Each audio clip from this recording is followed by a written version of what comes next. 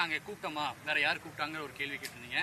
உங்களுடைய பழைய காணொலியை விஜய் வரணும், தம்பி வரணும்னு சொல்லி இந்த காணொலியை ஒன்னா சேர்த்து சமூக வலைதளங்கள்ல ஒப்பிட்டு கேட்கறாங்க. எப்படி பாக்குறீங்க? ஏன்னா நீங்க வரணுங்கிறத இப்ப நான் வந்திருக்கேன்னு வச்சுக்கிறேங்க. ஒரு சேவை செய்யும்போது எங்க ஊர்ல ஒரு நாடகத்துல பப்புன்னு பாடுவாங்க, நாட்டுக்கு சேவை செய்ய நாகரிக கோமாளி வந்தேனுங்க அப்படின்னு.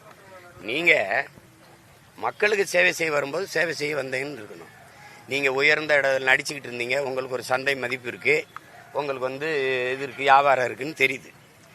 நான் உங்களுக்காக என்னுடைய உச்சத்தை, என்னுடைய வருவாயை விட்டுட்டு வந்தேன்னு சொன்னா அப்ப என்ன கேள்வி வருது? உன்னை யாரு விட்டுட்டு வர சொன்னதுன்னு வருதா இல்லையா? வருதா இல்லையா? 500-600 ஏக்கரை நாட்டுக்கு எழுதி வச்ச என் தாத்தன் சம்பளிங்க முதல்ல அப்படிதான் பேசிட்டு இருந்தானா? சொத்தம்பட்டையும் வித்து நாட்டுக்காக சுதந்திரத்துக்கு செலவழிச்சு செக்கெழுத்து செத்தானே என் பாட்டேங்க வாவுசி, அப்படிதான் பேசிட்டு இருந்தானா? அப்படிதான் பேசிட்டு இருந்தானா சொல்லுங்க. 9 வருஷம் சிறையில் இருந்தேன், 9 வருஷம் சிறையில் இருந்தேன், என் சொத்தை எல்லாம் ஏழை எளிய மக்களுக்கு எழுதி கொடுத்தேன் என் தாத்தன் தெய்வ திரு முத்துராமலிங்கம் சொன்னாரா? எங்க தாத்தா காமராஜ் நான் உங்களுக்காக நான் வாழ்க்கையை இழந்தேன், திருமணமே பண்ணிக்காம இருந்தேன் அப்படிலாம் சொல்றாங்களா? யாராவது?